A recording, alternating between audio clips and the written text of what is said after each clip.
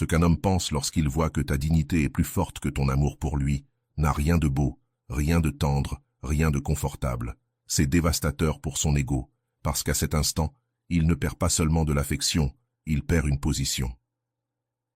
Cette vidéo n'existe pas pour te consoler ni pour flatter ton estime de toi. Elle existe pour te montrer le mécanisme psychologique précis qui s'active lorsqu'il découvre qu'il ne peut plus t'avoir à n'importe quel prix. Et quand cela se produit, plus rien ne se ressent de la même manière, ni pour lui, ni pour toi. Ici, tu vas entendre les 6 véritables étapes mentales qui traversent son esprit lorsque ta dignité s'impose, depuis la confusion initiale, en passant par la fracture intérieure, jusqu'au point où la dynamique s'inverse pour toujours. Si tu pars avant la fin, tu manqueras la partie la plus dangereuse et la plus décisive, celle qui sépare la femme qui cède encore de celle qui ne sera plus jamais considérée comme acquise. Ce contenu n'est pas un contenu de plus, c'est le message que tu dois entendre jusqu'au bout si tu ne veux plus jamais te perdre par amour. Jung avertissait que personne ne faisait face à un autre être humain sans affronter d'abord sa propre ombre. Et c'est exactement ce qui se passe ici. Ta dignité l'oblige à regarder ce qu'il évitait. Si quelque chose commence déjà à résonner en toi, abonne-toi et écris « Je suis abonné » en commentaire. Ainsi, YouTube comprend que cette réflexion mérite d'aller plus loin, parce que lorsqu'on l'entend au bon moment, elle ne change pas ton humeur, elle change la structure interne depuis laquelle tu aimes. Étape 1. L'instant où il détecte que tu n'es plus négociable. Écoute attentivement, car c'est ici qu'une illusion très répandue se brise. Un homme ne réalise pas qu'il est en train de te perdre quand tu pars. Il le réalise quand il ne peut plus te déplacer intérieurement. Ce n'est pas une phrase. Ce n'est pas une limite annoncée. Ce n'est pas une scène émotionnelle. C'est un changement silencieux de position intérieure. Et lorsqu'il se produit, il le ressent bien avant de pouvoir l'expliquer avec des mots. Je veux rendre cela concret avec un cas réel. Chris Bell est arrivé en consultation avec une histoire plus fréquente que tu ne l'imagines. Aimante, profonde, engagée. Elle ne suppliait pas, ne poursuivait pas, ne faisait pas de scène. De l'extérieur, n'importe qui aurait dit qu'elle avait de la dignité. Mais à l'intérieur, elle négociait en silence. Elle justifiait les absences, attendait trop longtemps, supportait de petites incohérences pour ne pas déranger. Jusqu'au jour où quelque chose a changé, non pas à l'extérieur, mais à l'intérieur. Et ce mouvement a déclenché la première véritable fracture dans son esprit à lui. Pendant des années, Chris Bell a confondu patience et amour mature. Elle pensait que comprendre, c'était céder, que s'adapter, c'était protéger. Sans s'en rendre compte, elle apprenait à son propre système interne, et au sien, que sa place pouvait s'étirer sans jamais se rompre. Chaque attente prolongée, chaque réponse tiède, chaque « ce n'est pas grave » accumulé, façonnait une dynamique silencieuse. Il n'y avait pas de malveillance, mais il n'y avait pas non plus de croissance. Parce que lorsque tu t'adaptes trop, l'autre ne ressent jamais l'urgence de se réajuster. Et cela, même sans mots, se perçoit. La rupture n'est pas arrivée avec une porte claquée, ni avec des larmes. Elle est arrivée le jour où Chris Bell a cessé de trop s'expliquer. Quelque chose ne lui convenait plus, et elle ne le justifiait plus. Quelque chose l'attendait, et elle ne l'avalait plus. Elle n'est pas partie, elle n'a pas menacé, elle n'a pas réclamé. Elle a simplement cessé de se trahir dans les petites choses. Ce geste, aussi invisible que radical, reconfigure tout. Parce que lorsque tu reviens à toi, ton énergie cesse de demander, cesse de s'adapter pour que l'autre ne parte pas. Et cela se ressent comme une perte immédiate d'accès. C'est ici qu'apparaît la première réaction mentale masculine. Ce n'est pas encore la peur, ce n'est pas encore l'inconfort. Il ne comprend pas ce qui a changé. Il sent seulement que quelque chose ne répond plus de la même manière. Tes silences pèsent différemment. Tes limites ne sonnent plus comme une défense. Ta présence ne s'offre plus comme avant. Et cela l'oblige à observer, non pas pour te protéger, mais pour se repositionner. Parce que lorsqu'une femme cesse d'être négociable sans l'annoncer, l'homme fait face à une sensation nouvelle, celle de ne plus avoir garanti la dynamique qu'il tenait pour acquise. Jung dirait qu'à cet instant, l'ombre s'active. Cette partie du psychisme qui réagit lorsqu'elle perd le contrôle émotionnel, non pas la domination, mais l'accès. Il ne pense pas « je vais la perdre ». Il pense quelque chose de plus profond. Je ne sais plus depuis quel endroit me relier à elle. Avant, s'il partait, il perdait une femme. Maintenant, s'il part, il perd une position interne confortable. Et cela déstabilise bien plus que l'absence physique. Parce que l'amour peut se remplacer. La dignité incarnée? Non. Mais cela ne réordonne pas. Ce qui réordonne réellement l'esprit d'un homme, c'est la posture intérieure depuis laquelle tu aimes. Quand tu aimes sans t'abandonner, quand tu ne te réduis plus pour t'adapter, il ne peut plus te lire depuis le confort. Et ce changement silencieux, ferme, pèse davantage que toutes les promesses émotionnelles que tu as pu faire auparavant. L'erreur courante est de croire que donner plus d'amour crée plus d'engagement. Cela ne crée que plus d'habitude. La dignité, au contraire, introduit une variable nouvelle. Conséquence. Pas punition, pas froideur, cohérence. Jung expliquait que la psyché respecte ce qui a des contours. Lorsque tes limites internes sont claires, l'autre ressent qu'il existe quelque chose qu'il ne peut traverser sans se transformer. Et cela éveille le respect avant même d'éveiller le désir, parce qu'il ne te possède plus émotionnellement. Il doit désormais se positionner face à toi. C'est ici qu'une comparaison inconsciente se produit. Il ne la verbalise pas, mais il la ressent. Ta présence actuelle face à ton ancienne version qui s'adaptait toujours. Ton calme face à ton ancienne attente. Et cette comparaison génère une tension interne. Avant, ton amour était garanti. Aujourd'hui, ton accès ne l'est plus. Lorsque l'accès cesse d'être sûr, l'esprit masculin entre en mode évaluation. Non pas romantique, mais stratégique. Est-ce que je m'élève ou est-ce que je perds cette place? Cette question marque un avant et un après. Beaucoup de femmes pensent que cela relève de la manipulation. Ce n'est pas le cas. Manipuler consisterait à changer pour provoquer une réaction. Ici, tu ne changes pas pour lui. Tu changes par cohérence avec toi-même. Et cela se ressent immédiatement. Ton énergie ne pousse plus, ne réclame plus, ne s'adapte plus. Elle est simplement là. Et cette présence stable, sans effort, désarme plus que n'importe quel discours, parce qu'il ne peut plus s'appuyer sur ta flexibilité émotionnelle pour rester identique. Désormais, soit il grandit, soit il se sent trop inconfortable et s'éloigne. En consultation, ce moment apparaît souvent à travers des phrases confuses de leur part. Je ne sais pas ce qui m'arrive, je la sens différente. Avant, c'était plus facile. Mais facile n'est pas de l'amour. C'est un accès sans conséquence. Et quand cela disparaît, quelque chose de nouveau apparaît. Une attention réelle. Pas toujours saine, pas toujours mature, mais une attention, enfin. Parce que ta dignité a forcé son système à se réveiller. Non par peur de te perdre physiquement, mais par la sensation de perdre une place intérieure qui lui offrait de la sécurité sans effort. C'est ici que beaucoup doutent et reculent. Lorsqu'ils commencent à s'approcher différemment, à mesurer, à devenir plus attentifs, la tentation de recommencer à céder apparaît. Et c'est là que tout se joue. Si tu utilises ta dignité comme une stratégie, elle se dissout. Si tu la tiens comme une identité, elle se consolide. Jung dirait que c'est le moment où le lien cesse d'être une projection pour devenir un choix conscient. Et tout le monde n'est pas prêt à choisir depuis cet endroit.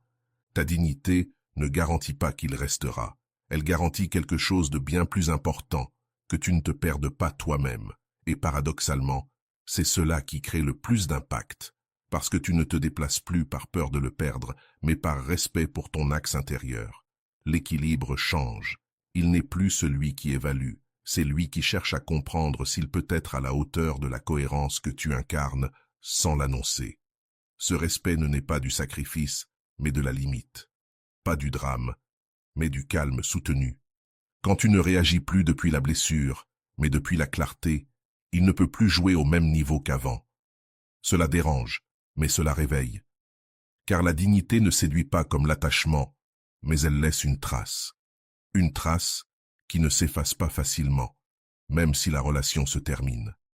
Tu deviens une référence intérieure, pas un souvenir romantique. Regarde cela sans idéaliser. Certains hommes grandissent face à cela. D'autres se retirent. Les deux issues sont cohérentes. La différence, c'est que toi, tu ne négocies plus ton centre pour retenir qui que ce soit. Et lorsque ton amour naît de cet endroit, il cesse d'être une offrande constante pour devenir un choix partagé. Voilà la différence entre être désiré et être respecté. Et l'esprit masculin, même s'il ne l'admet pas, reconnaît toujours quand il se trouve face à la seconde. Dans l'étape suivante, on entre dans une zone plus délicate encore. Que se passe-t-il lorsqu'il commence à ressentir de la peur? Non pas la peur de te perdre, mais celle de ne pas être suffisant pour te soutenir. C'est là qu'apparaissent des comportements contradictoires, des rapprochements suivis de retraits, des tests silencieux.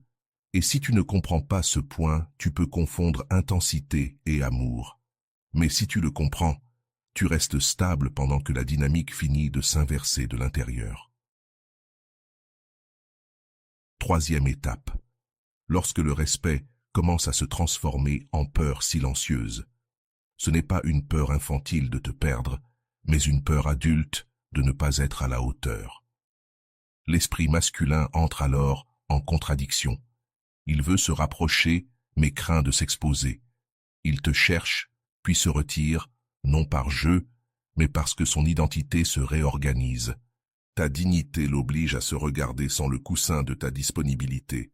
Et cela active une anxiété interne, même si extérieurement il semble calme ou distant. Cette peur ne s'exprime pas clairement. Elle apparaît sous forme d'ambiguïté. Messages tièdes, gestes intenses, suivis de longs silences. Il teste si tu es toujours là, mais plus depuis le même endroit. Et lorsqu'il constate que tu ne réagis plus comme avant, que tu ne poursuis pas, que tu ne réclames pas, l'inquiétude grandit, parce qu'il ne peut plus se réguler à travers ta réponse émotionnelle. Jung appellerait cela une confrontation avec le moi réel, sans masque. Et tout le monde ne sait pas soutenir ce face-à-face intérieur. À ce stade, beaucoup de femmes interprètent mal la situation. Elles confondent intensité et avancée. Elles croyaient que la proximité intermittente est un signe d'amour en train de naître. Ce n'est pas toujours le cas. Parfois, c'est simplement un système qui tente de reprendre le contrôle. Ta tâche n'est pas de le décoder. Elle est de te maintenir. Lorsque tu ne te déplaces plus depuis l'anxiété, lorsque tu ne remplis plus les vides, il se retrouve face à quelque chose de nouveau, son propre vide. Et cette rencontre peut le transformer ou le pousser à fuir. L'essentiel est ici. Écoute avec calme. Ta dignité n'accélère pas les processus, elle les révèle. S'il s'approche depuis la présence, tu le sentiras. S'il s'approche depuis la peur, tu le sentiras aussi. La différence se trouve dans la stabilité. L'amour qui naît de la peur a besoin de preuves constantes. Celui qui naît du respect cherche la cohérence. Et toi, en ne cédant pas ton centre, tu deviens le filtre naturel qui distingue l'un de l'autre sans prononcer un seul mot. À ce point, la dynamique a déjà commencé à s'inverser. Avant, c'était toi qui mesurais les temps, les mots, les gestes. Maintenant, c'est lui. Il observe si tu restes disponible, si quelque chose se relâche, si tu recommences à t'adapter. Et lorsque tu ne le fais pas, une sensation inconfortable mais révélatrice apparaît. Il ne t'a plus acquise, non parce que tu t'éloignes, mais parce que tu ne dépends plus. Cette indépendance émotionnelle est ce qui réorganise le plus profondément sa perception de la valeur. Jung soutenait que le désir authentique naît lorsque l'autre ne peut pas être possédé, seulement rencontré. Ta dignité te retire du rôle d'objet émotionnel et te rend celui de sujet. Et cela change le regard. Tu n'es plus celle qui est toujours là. Tu es celle qui choisit d'être là. La différence semble subtile, mais elle transforme complètement l'expérience relationnelle. Parce que désormais, il ne se relie plus à ton abandon, mais à ta présence consciente. Ce passage est délicat pour toi aussi, parce que lorsqu'on lui montre de la peur ou de la confusion, cela peut réveiller ton ancien rôle, calmer, expliquer, porter le lien. C'est ici que se joue une chose essentielle. Est-ce que ta dignité est une identité ou une stratégie? Si tu reprends la charge de la relation, le système revient à ce qu'il connaît. Si tu te maintiens, quelque chose de nouveau s'installe. Non pas depuis la froideur, mais depuis la cohérence intérieure. Et cette cohérence commence à lui demander une position plus claire. Certains hommes, à ce stade, s'élèvent. Ils deviennent plus présents, plus responsables émotionnellement. D'autres se dissipent, non pas parce que tu as fait quelque chose de mal, mais parce que le niveau a monté et que la dignité ne négocie pas la hauteur. Tu ne pousses pas, tu ne menaces pas, tu ne forces rien. Tu ne descends simplement plus. Et cela redéfinit le lien sans confrontation, parce que le respect réel ne s'impose pas, il s'incarne. Et quand il s'incarne, il ne peut plus être ignoré. Observe quelque chose de fondamental. S'il commence à changer, ce n'est pas parce que tu l'as convaincu, c'est parce que ton intégrité l'a mis face à lui-même.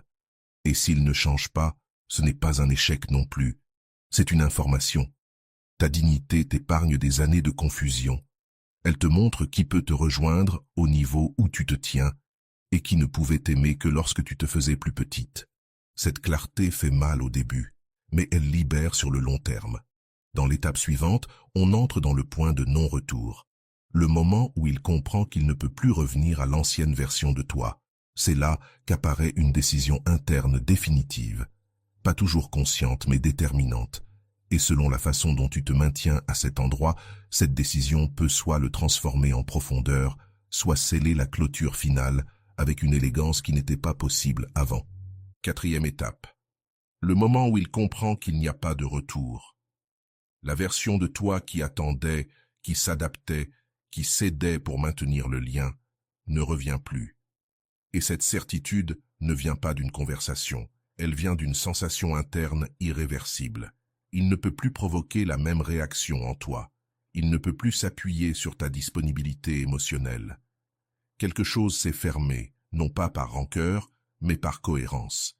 Et quand cela arrive, son esprit cesse de tester et commence à décider depuis un endroit plus profond. C'est ici qu'apparaît un deuil silencieux.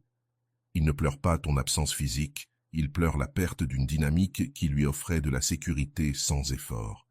Et cela fait plus mal qu'on ne l'imagine, parce que être face à une femme qui ne recule plus oblige à reconnaître ses propres limites. Jung parlait de ce moment comme de la mort d'une projection. Tu ne portes plus ces vides, et lorsque la projection tombe, il ne reste que deux chemins, mûrir ou se retirer émotionnellement. S'il choisit de rester, quelque chose change dans sa façon de te regarder. Ce n'est plus depuis la commodité, mais depuis un respect conscient. Il commence à se réguler seul, à assumer sa responsabilité émotionnelle, à mesurer ce qu'il offre, non par peur de te perdre, mais parce qu'il comprend qu'il ne peut plus te rejoindre depuis l'ancien niveau.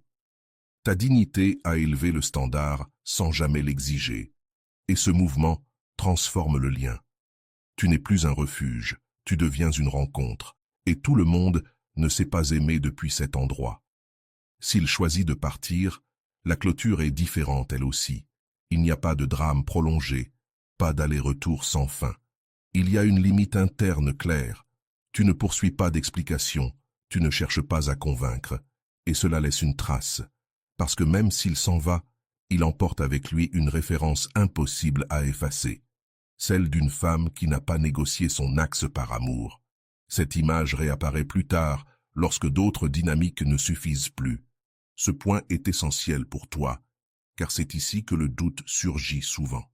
Ai-je été trop ferme? Non. Tu as été cohérente. Et la cohérence n'est jamais un excès. L'amour qui ne survit que lorsque tu te rétrécis n'est pas de l'amour, c'est de la dépendance. Ta dignité n'a détruit rien de précieux. Elle a simplement révélé ce qui ne pouvait pas se maintenir à ton niveau. Et même si lâcher fait mal, quelque chose en toi commence à se reposer.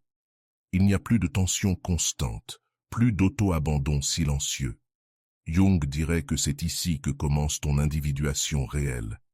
Tu ne te définis plus par le fait d'être choisi, mais par le fait de te choisir. Et cette identité transforme tous tes liens futurs. Parce que désormais, tu n'aimes plus depuis le manque, tu aimes depuis la présence. Tu ne cherches plus à être suffisante, tu l'es déjà. Et cette énergie change la façon dont les autres s'approchent de toi, non plus depuis la demande, mais depuis la reconnaissance. Ta dignité devient un filtre naturel, Cette étape marque un avant et un après définitif. Peu importe qu'il revienne ou non. Toi, tu ne reviens plus à la version qui acceptait des miettes. Et c'est là le véritable gain. Parce que maintenant, tu sais que tu n'as pas besoin d'intensité pour avoir de la valeur, ni de promesses pour te soutenir. Ton calme devient un foyer. Et seuls peuvent y entrer ceux qui savent l'habiter sans chercher à le déranger pour se sentir supérieur. Beaucoup d'hommes se souviennent de ce type de femme, non pas avec une nostalgie romantique, mais avec un respect tardif, parce qu'elle leur a montré une limite qu'ils n'ont pas su franchir. Et cette limite, loin de les fermer, les a confrontés à eux-mêmes. Tu n'as pas enseigné par le discours, tu as enseigné par l'incarnation. Et c'est ce qui demeure lorsque tout le reste se dissout avec le temps. Respire ici. Ce n'est pas un point de dureté, c'est un point de repos. Tu n'as plus à soutenir l'insoutenable. Tu n'as plus à te traduire pour être aimé. Ta dignité ne t'a pas isolé, elle t'a ordonné. Et quand l'intérieur est ordonné, l'extérieur commence à répondre différemment. Pas toujours vite, pas toujours facilement, mais toujours avec plus d'honnêteté. Dans la dernière étape, on ferme le cercle.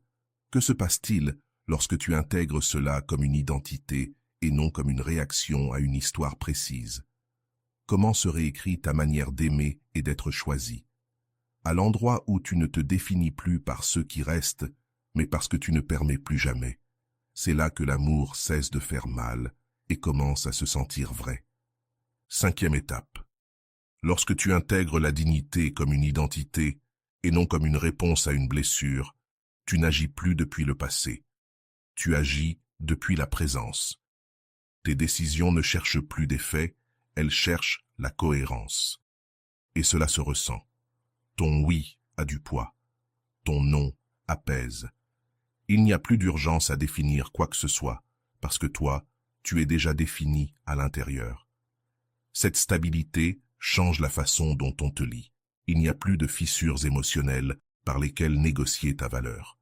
À ce stade, l'amour cesse d'être une épreuve permanente. Tu n'as plus besoin de signes pour te sentir en sécurité. Ton corps est aligné avec tes limites, ta parole avec tes actes, et cette congruence, simple et rare, devient magnétique, non par séduction, mais par clarté. Ceux qui s'approchent le sentent. Ceux qui ne peuvent pas le soutenir se retirent sans bruit. La dignité ne débat pas, elle ordonne le chant. Et quelque chose de subtil se produit. Tu ne t'accroches plus aux promesses vagues, ni à l'intensité sans direction. Ton système reconnaît la différence entre la présence et le spectacle. Et cette lucidité t'épargne du temps, de l'énergie et de l'usure émotionnelle. Tu ne deviens pas exigeante, tu deviens précise. Et la précision émotionnelle est un langage que seuls comprennent ceux qui sont prêts à se lier sans jeu. Le reste tombe de lui-même, sans effort. Jung parlait de l'intégration comme de l'acte de cesser de te fragmenter pour plaire. C'est exactement ce que tu fais ici. Tu ne sépares plus ce que tu ressens de ce que tu permets. Tu ne négocies plus ton intuition pour maintenir un lien. Et lorsque quelqu'un tente de franchir une limite, ton corps répond avant tes mots. Il n'y a pas de colère, il y a un retrait élégant. Et ce retrait, loin de fermer le cœur, le protège. C'est à ce moment-là que beaucoup disent « je n'attire plus les mêmes personnes ». Exactement. Parce que tu n'aimais plus depuis le manque. Ta dignité change de fréquence. Tu n'appelles plus ceux qui ont besoin d'être portés, mais ceux qui savent se porter eux-mêmes. Et cela ne garantit pas la quantité, cela garantit la qualité. Moins de bruit, plus de vérité. Moins d'anxiété, plus de choix. Ta vie affective se simplifie, non pas parce que tu aimes moins, mais parce que tu t'aimes mieux. Ici, le souvenir de lui perd de sa force, non parce qu'il n'a pas compté, mais parce qu'il n'occupe plus le centre. Ton centre, c'est toi. Et depuis cet espace, le passé se réorganise sans rancœur. Tu remercies pour ce qui a été appris et tu avances. Il n'y a plus de compte en suspens, il y a des clôtures intérieures. Voilà la véritable libération. Non pas quand l'autre revient ou demande pardon, mais quand tu n'as plus besoin de lui pour être en paix. Ce changement se ressent même dans le silence. Tu n'expliques plus tes limites, tu ne justifies plus tes décisions. Tu agis simplement en cohérence, et cette cohérence devient ta nouvelle normalité. Celui qui y arrive trop tard le sent. Il n'y a pas de reproche. Il y a une distance naturelle. La dignité ne construit pas des murs. Elle établit des seuils. Et seuls entrent ceux qui savent les traverser sans envahir. Quand tu regardes en arrière, tu comprends quelque chose d'essentiel. Tu n'as pas perdu l'amour. Tu as gagné une structure intérieure. Et cette structure est la base de toute relation saine. Sans elle, l'amour déborde et fait mal. Avec elle, l'amour se contient et grandit. Jung dirait qu'ici le lien cesse d'être une compensation et devient une rencontre réelle. Deux adultes émotionnels qui se choisissent sans se nécessiter. C'est l'héritage de ta dignité. Non pas changer quelqu'un, mais te déplacer intérieurement. Sortir du rôle d'option permanente pour habiter celui du choix conscient. Et depuis là, tout se réorganise. Tes relations, ton énergie, tes décisions. Tu ne poursuis plus, tu attires la présence, tu ne crains plus de perdre, tu fais confiance à ta capacité de mieux choisir. Et maintenant, en fermant ce cycle, souviens-toi de ceci, car cela soutient tout le reste. Ta dignité ne t'éloigne pas de l'amour, elle te rapproche du bon. Elle ne te rend pas inaccessible, elle te rend vrai. Et quand tu es vrai, l'amour cesse d'être une lutte et devient un foyer. Depuis cet endroit, tu ne reviens plus en arrière parce que tu ne cherches plus à être choisi. Tu te choisis. Étape 6. Quand tout se reconfigure de l'intérieur, tu n'agis plus par réaction. Tu agis par identité. C'est le moment où la dignité cesse d'être un concept pour devenir ta manière naturelle d'être au monde. Tu ne te demandes plus quoi faire pour que l'autre reste. Tu te demandes si ce lien honore ce que tu es aujourd'hui. Et cette question silencieuse guide chaque décision. Il n'y a plus d'urgence, plus de peur. Il y a un calme ferme qui ne négocie plus. Quelque chose de profond se produit ici. Ton système nerveux apprend que l'amour n'a pas besoin de faire mal pour être réel. Tu ne confonds plus intensité et connexion, ni sacrifice et engagement. Ton corps reconnaît ce qui est sain et ce qui ne l'est pas. Et cette intelligence intérieure t'épargne des explications interminables. Tu n'as plus besoin de fermer des cycles avec des mots. Tu les fermes par cohérence. Et cette cohérence se ressent même dans ton silence, même quand tu ne dis rien. Beaucoup d'hommes n'oublient pas une femme comme toi, non pas parce qu'elle était parfaite, mais parce qu'elle était intègre, parce qu'elle ne s'est pas trahie pour être choisie, parce qu'elle a montré sans discours à quoi ressemble quelqu'un qui se respecte. Jung disait que ce qui ne s'intègre pas se répète. Et toi, tu as brisé la répétition. En faisant cela, tu es devenu un point de référence intérieur pour ceux qui t'ont connu.